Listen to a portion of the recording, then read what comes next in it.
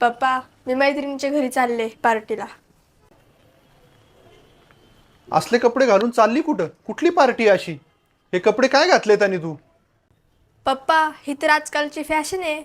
अरे, फॅशनच्या नावाखाली हे तर अंग प्रदर्शन होतंय तुझं. पप्पा, तुमचा काळ वेगळा होता आणि आमचा काळ वेगळा आहे आता. ये बाळा, इकडे बस तू.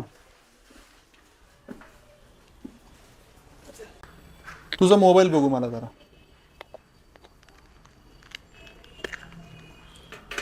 घे, आता असाच घेऊन जा हा मोबाईल. अहो पप्पा, फोनचा कव्हर का काढला? पडला तर डिस्प्ले फुटन, खराब होईल फोन. जसं मोबाईलचं कव्हर लावल्यावरती मोबाईल सुरक्षित राहतो, तसंच तुझं आहे. पूर्ण कपडे घालशील, अंगभर कपडे घालशील तर लोकांच्या वाईट नजरेपासून वाचशील. अगं ताई, असे शॉर्ट कपडे घातल्याने लोक तुझ्याकडे वाईट नजरेने बघतात. एवढं साधं तुला कळत नाही का? लोकांसाठी मी माझं राहणीमान का बदलू? तुम्हा आजकालच्या तरुण मुलींना टिकली लावायची लाज वाटते, अंगभर ओढणी घ्यायला लाज वाटते. कामाच्या ठिकाणी बऱ्याच मुली मंगळसूत्र घालायला नको म्हणतात, त्यांना लाज वाटायला लागली. हे आजकालची तरुण पिढी चालली आहे कुठं? भरकटलेत तुम्ही लोक. अरे बाळा, कपाळावरचं कुंकू टिकावं आणि स्त्रियांची आबरू साबूत राहावी यासाठी छत्रपती शिवाजी महाराजांनी स्वराज्य उभं केलं.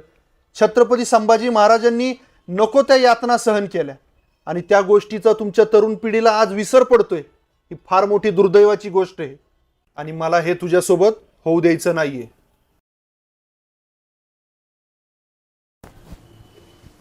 बाबा, आता ठीक आहे ना?